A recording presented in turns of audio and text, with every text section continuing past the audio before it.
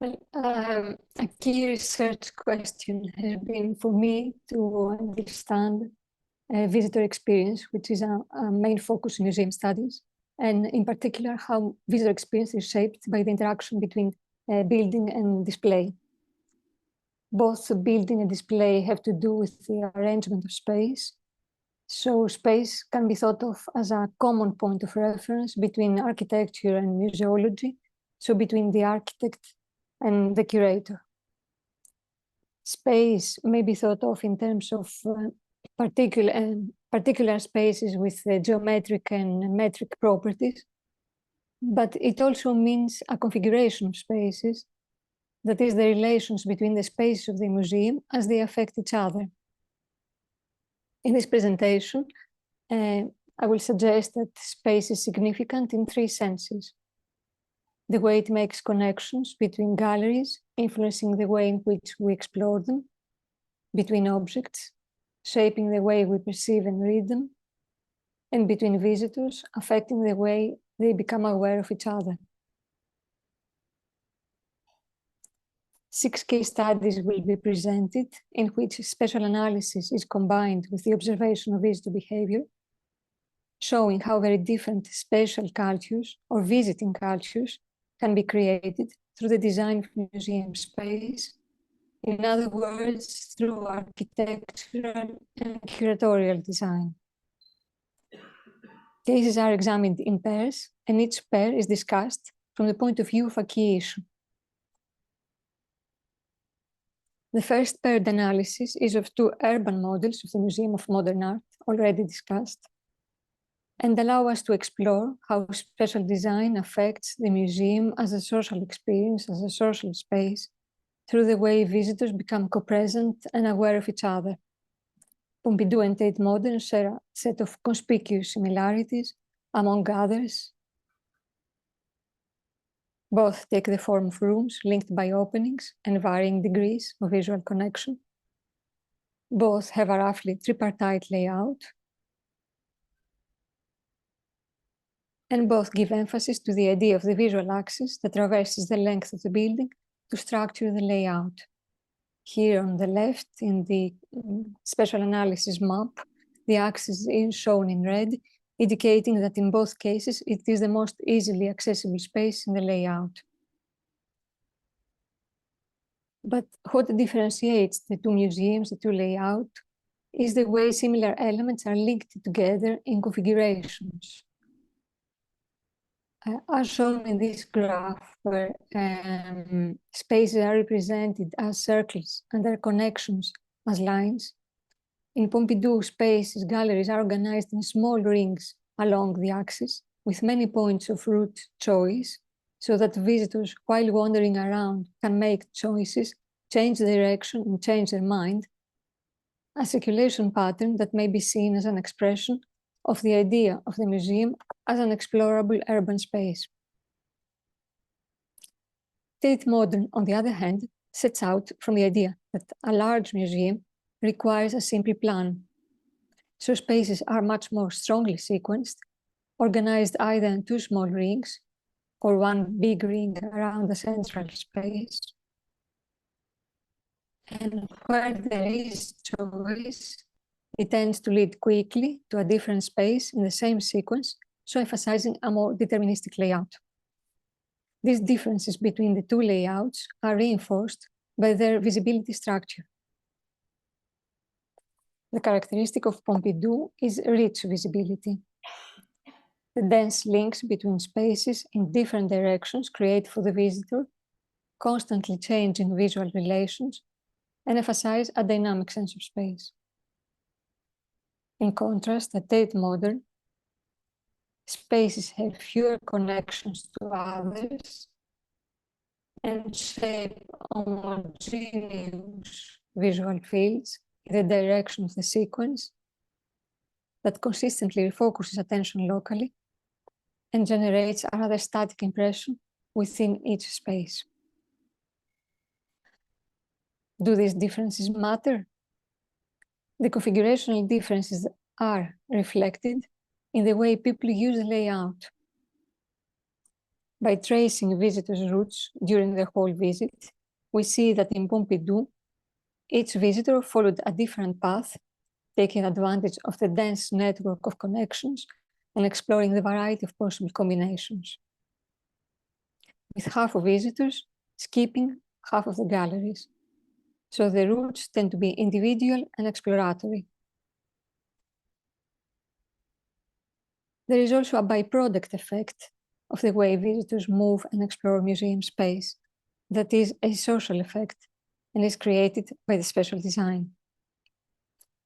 People that split in different directions can re-encounter each other on the axis at different points of their visit, intensifying the sense of being together with other people, which is central to our experience of some museums.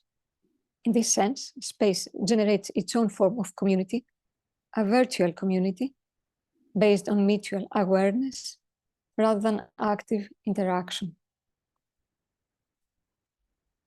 The special experience of visiting Tate could hardly be more different. Since people are moving through the same sequence of spaces, they tend to remain with the same group of people. So the layout of Tate appears efficient.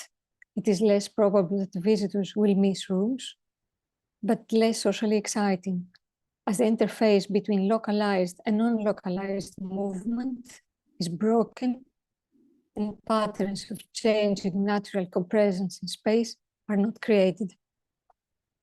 It might be suggested that at Tate Modern, the strong social gathering space is the emblematic space of the gallery, the Turbine Hall, even more powerful after its extension in 2016 with a new pyramid building. As shown in this schematic graph, the Turbine Hall provides links between the new and the existing building on 3 levels and creates new ways of entering and exploring the museum. By its special connections and positioning on routes, it also links visitors' movement in and out of the museum to movement within the museum, creating a sense of dense social occupation and activity. This is further enhanced by the site-specific works and installations commissioned by the gallery and created at the scale of the whole space, which contribute to new forms of community and sociability. As was said of Tate, the people visiting it and the works of art combine in an interesting dance of value creation. People are moved by what they see and hear in the galleries, while the very fact that there are so many visitors itself contributes to the experience.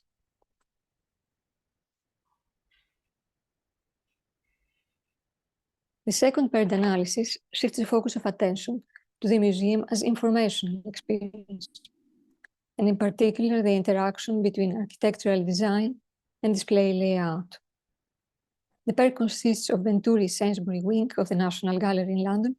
Its redesign has recently become a central matter of public debate, and Scarpa's conversion of Castelvecchio. Here, the two layouts are manifestly different. Sainsbury wing, a compact grid of interconnected rooms with a strong central axis, and Castelvecchio, a single sequence of otherwise unconnected spaces. But in both cases, the pattern of movement has unexpected features. In the Sainsbury wing, in spite of the choices offered by the layout, most visitors follow one of the 2 routes, and in both, the spaces along the central axis become least visited, contrary to design intentions.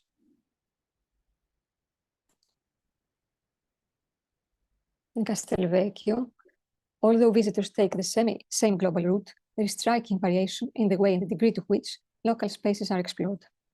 As shown in the plans, the positioning of objects in space choreographs visitors' movements. Their paths shape intersecting and locally encircling orbits of movement, which are not kept to the perimeter of the rooms, but fill the space. In the Sainsbury wing, the organization of space has a strong intellectual intention and does not work simply as an organizer of movement. Key works are placed at the end of the long visual axis and in the deepest parts of the building, with a view to drawing movement towards them, while diagonal lines of sight offer glimpses of other key works in other rooms. The effect is that moving straight on means moving forward in time, while moving sideways means going to a different geographical region. Space and movement express the logic of the display. Castelvecchio also uses long axes, but ending on blank walls or exterior spaces rather than key works, with exhibits sometimes grouped adjacent to the major axis or arranged to subdivide the route and even stand in the way as temporary obstacles to screen what is ahead. The visitor comes up to the statues and the paintings from behind, and this prolongs the time of reading and invites exploration of the space locally.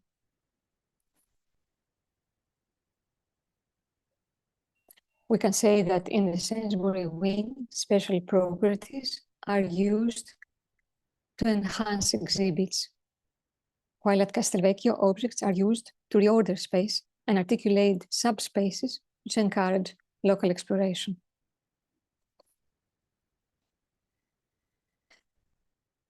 Turning to the third pair, it allows us to focus on the increasingly evident tension or decoupling of visibility and accessibility in museums.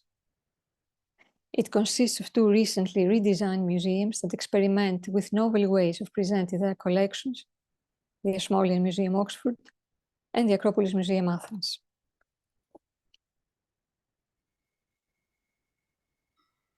In both, the special experience of visitors is largely structured by open vistas that extend beyond the space currently occupied and lines of sight which do not coincide with paths of movement.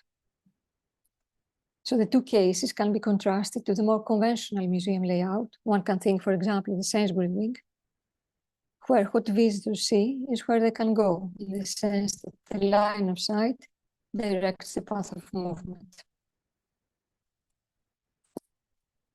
The theme of the display of the redesigned Ashmolean Museum is the innovative idea of crossing cultures, crossing time. That is the idea that cultures interact and influence one another and share a connected history. The development of this approach is closely related to the special design of the new building, characterized by the use of glass walls and bridges, connecting galleries on adjoining floors and sections. The collections are organized in a broad chronology, and in general, each gallery is culture-specific. The direct connections between galleries on the same level highlight interregional links. By moving in space, the visitor travels mentally as well as physically. The connectivity of spaces reflects the connectivity of cultures. But over and above, it is the carefully constructed views on and between floors that lead the visitor to see more intricate linkages between times, places, and objects. A visual axis links two ground floor galleries through a double-sided transparent display case that occupies the whole thickness of the mediating wall. It allows visitors to see the same group of exhibits from two different rooms, so as to suggest two different comparative cultural contexts. At a larger scale, the double-height galleries provide diagonal views across different levels to highlight interrelationships between cultures distant in geography and historical period, such as the transfer of technology between the Islamic world, China, and Europe. So both movement and visibility make clear intellectual connections and the idea of cultural flow. But in addition, the visual layering of the special design encourages looking at works from multiple points of view and in different comparative contexts, and often one object or group of objects acts as a background to see in another. This results in a three-dimensional museum experience, which is even more complex than what is suggested by the two-dimensional plan.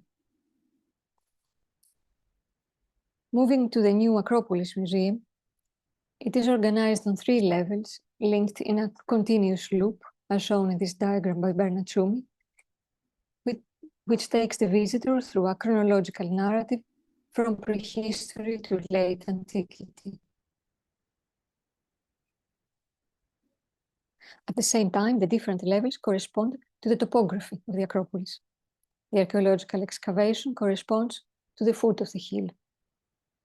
The ground floor, with a slightly ascending ramp, where visitors move from side to side, represents the slopes of the hill. The first floor, with the freestanding statues, among which visitors meander as if in the open air, corresponds to the Acropolis open space, and the top floor to the Parthenon, which visitors encircle with their paths of movement. So the organization of space and the arrangement of objects invite visitors to think of the Acropolis as a place, based on their experience of museum space.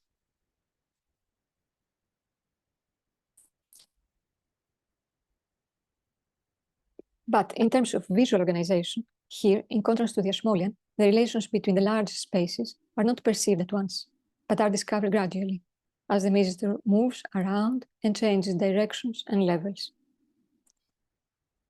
But intriguingly, the restricted visibility from one space to the next is in contrast to panoramic vistas across levels within the museum and to the expansive external views of the Acropolis and the city. As in the case of the top gallery, which offers the view of the Parthenon, suggesting it is the key exhibit in the museum. So both external and internal visual links make connections to spaces which are remote from the point at which the visitor is located. The most powerful visual relations in the museum are not relations of direct access. This non-correspondence relation between movement and view suggests that while the display narrative stresses historical sequence, the spatial and the visual structure seem to synchronize time or to emphasize a sense of continuity through time, and add to the narrative a more immediate and special understanding of the Acropolis as a place across history. It is clear then that visibility, like movement, is a fundamental property of the spatial design of museums and can be used independently or in association with movement to create the museum's characteristic experiences. If we look at the case studies in the order analyzed, with the last 2 being the most recent, we find that the patterns of visibility become increasingly omnidirectional and rely more and more on peripheral vision. Compared to focused vision, peripheral perception is more important for the experience of being in space and for turning visitors into insiders and participants rather than observers and outsiders. This leads us to an observation regarding the interaction between viewing and understanding. In the Ashmolean, through the visual experience, the museum is manifesting an intellectual argument, while in the Acropolis, viewing is more intensely embodied, as moving is essential to viewing. The emphasis in both museums on the special construction of meaning, and in particular the shift from vision supporting an intellectual argument to vision being an integral part of an embodied understanding, can be seen in the context of the current discussion about the experiential turn in museums and their increased engagement with embodied form of knowledge and immersive experiences.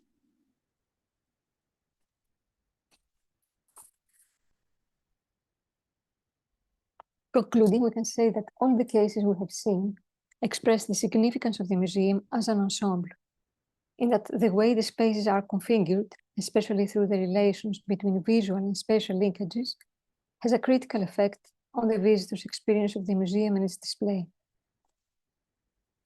It can create a sense of personal exploration or express a more didactic intention. It can transform the visit into a special experience or a more social event. It can allow visitors to see complex relations between times, places, and objects, or create an embodied experience of the display.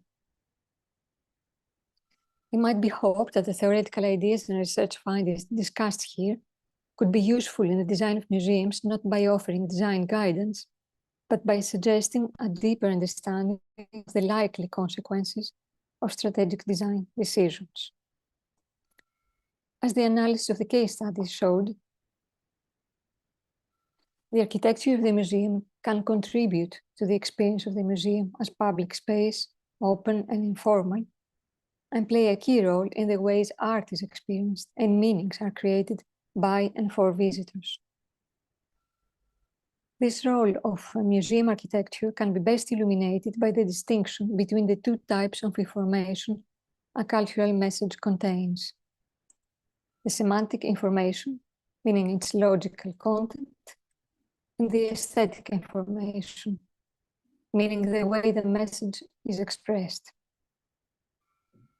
It could be argued that in museums, over and above the semantic information displayed, the visit can become meaningful also through the aesthetic information that the museum adds, through the arrangement of objects in the particular exhibition setting, and through the richness of experience generated by the existence of the specific museum.